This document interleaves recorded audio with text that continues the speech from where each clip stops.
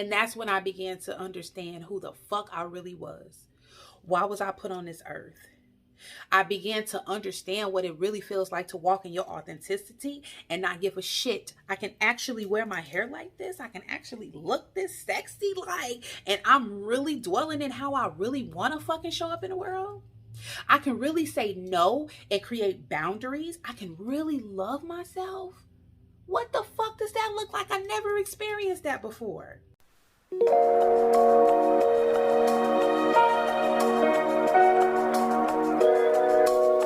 Peace and balance. What's up, y'all? Your girl Mystique Moon here, back with another She Sound Off video where we heal your spirit, practice self-transformation, and learn to basically live in the highest version, our best version, living the best us, right? That's what it's about.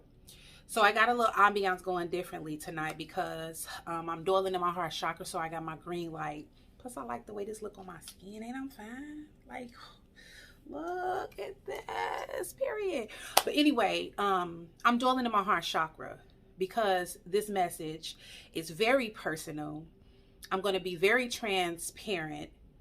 And I just know that there is somebody that's going to come to my video or come to my channel, watch this video, take these words, and it's going to transform your life. I know it is because it did it for me. So I got to be in my heart chakra. I have to not give a damn about what people might think of me or what people might say about me, the judgment, the onlookers, the naysayers. I can't think about that right now because right now it's about healing. It's about lifting the frequency of this earth because it's so low vibrational that the negativity is normal for us. And that is no-go. That is a no-go. So I want to talk about healing that shit. I know it's been tossed around the word healing, heal this, heal that, heal this. I'm a big advocate for healing because healing my trauma, my pain, my confusion, my chaos, my regret, my resentment, my abandonment issues, healing, not I am healed, but healing, I am consistently checking in with myself, consistently going through the motion. But it literally changed my life.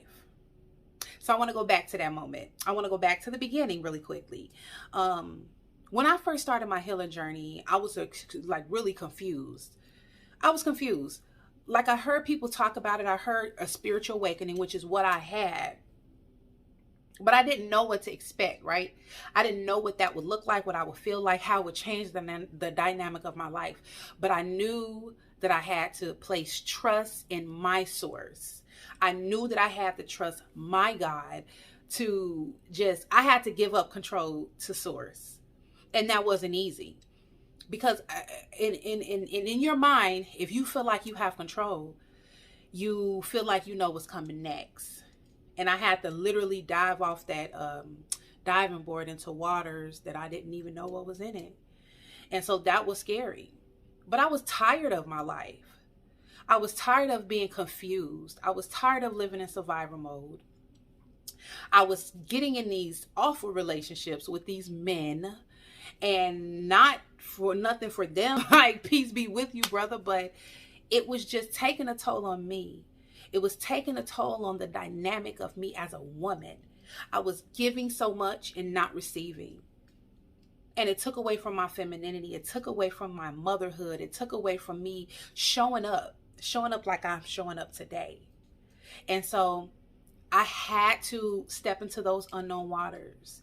And when I jumped, baby, I closed my eyes and jumped, okay?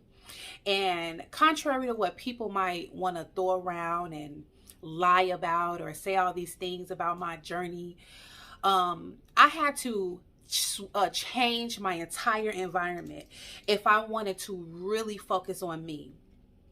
I want you guys to understand that when you are beginning that healing, when you are healing that shit, there's going to be so many distractions, so many outside influence, so many people trying to tell you how to do you.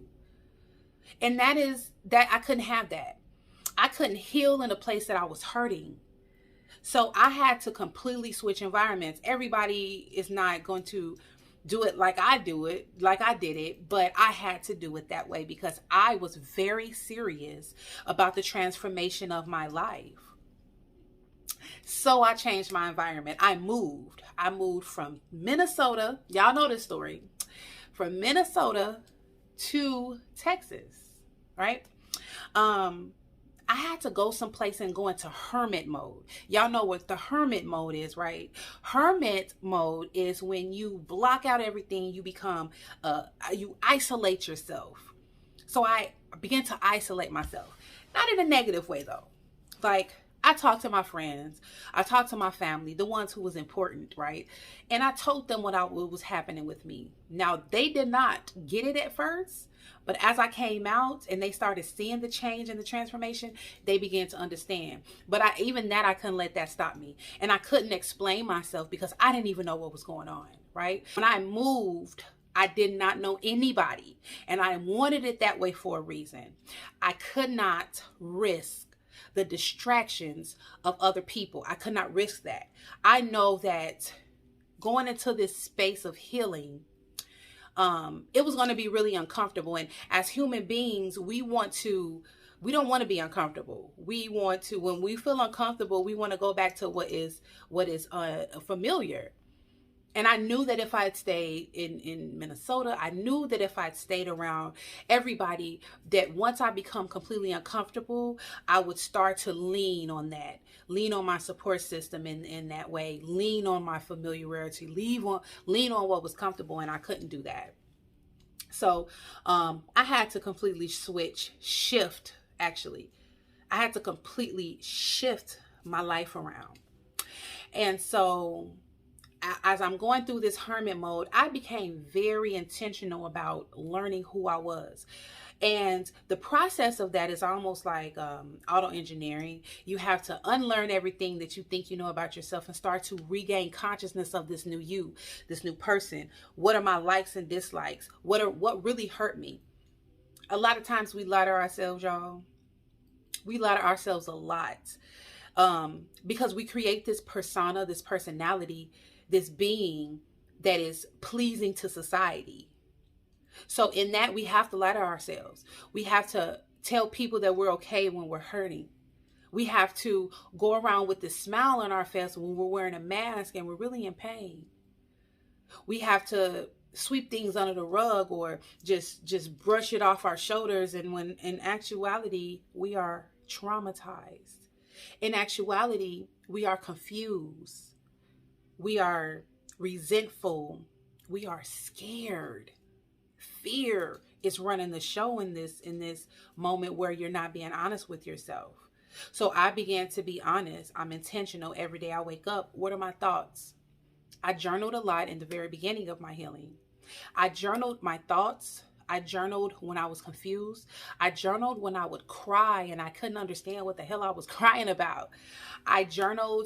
Journal was a big part of that in the beginning of my healing phase. And it was important because as I go back and I read my journal, I really understand really how far I've come since that very beginning stage.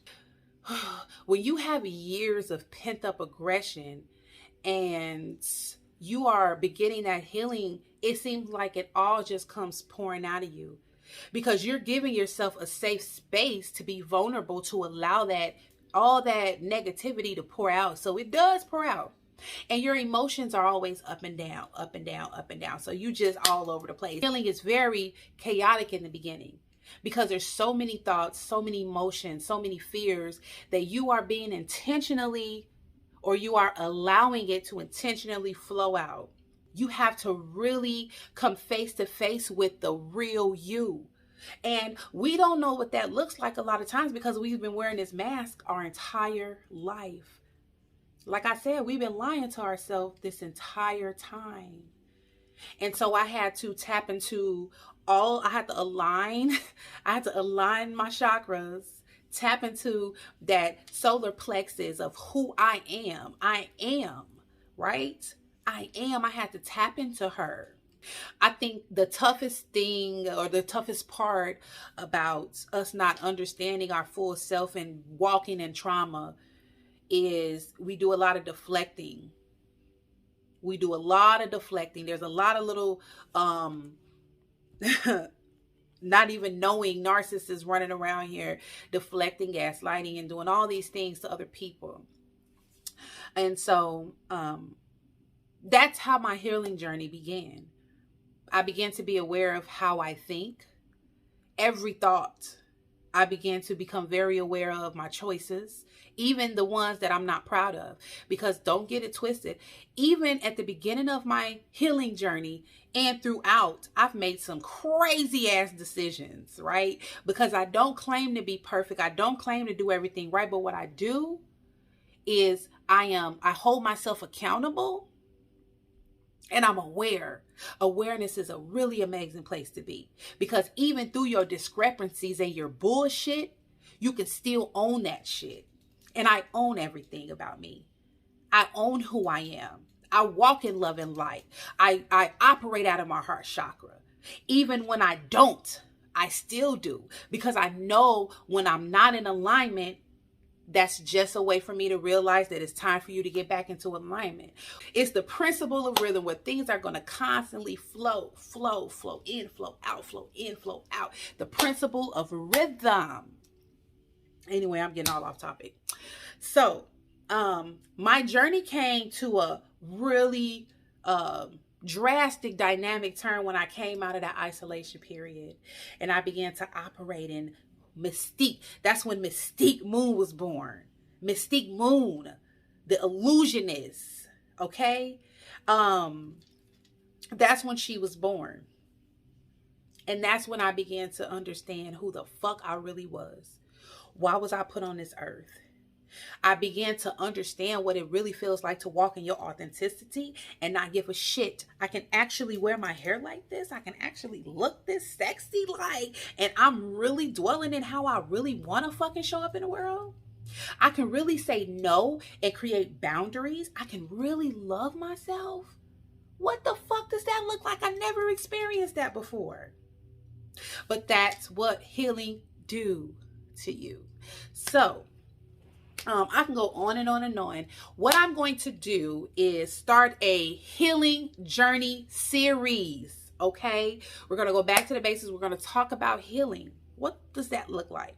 What are the steps? And especially, what does healing involve when you are a single parent? I don't want to just say single mothers, because men need to heal too. We want to create a safe space for our men to be vulnerable so they can begin to heal too. We are a family unit, right? So healing as a single parent, what does that look like? So this is what is happening right now. I'm going to create that series, and I'm going to start with Basics 101, and I'm going to get some help, y'all. So you probably gonna see somebody show up on this series, you know what I'm saying?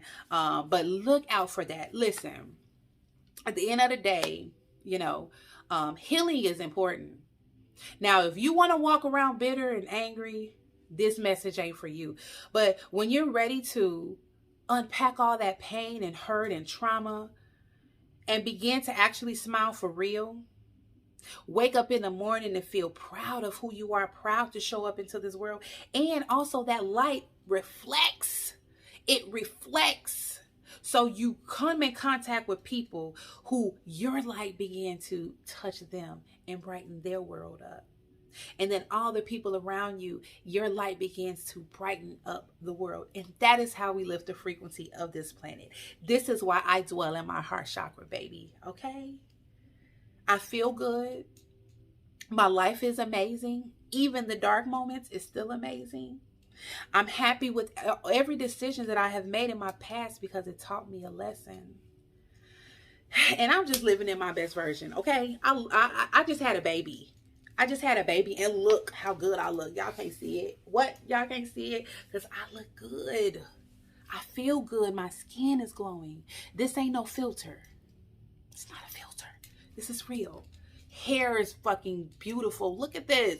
Like, I'm feeling amazing. And it's not about looks. But when you're feeling good, you're looking good. And it reflects. All right? So that's all I got for y'all. I'm going to shut up, because I will go on and on again. So, y'all, I always forget to say this. Subscribe to She Sound Off, and then put your notifications so you can get all the ding ding dings and all this other stuff. But remember, y'all, self-preservation is the first law of nature. Love yourself. Love yourself. Before you love anything and anybody else, you have to love yourself first. And remember to lead with your heart chakra, and everything else will follow. Y'all subscribe to She Sound Off. Check me out on Instagram. I do Conversation with the Woes every Wednesday. I do Mentor Me Monday right here live on my channel. So make sure y'all check me out live with me and my woes. All right, y'all. Until next time. Peace out.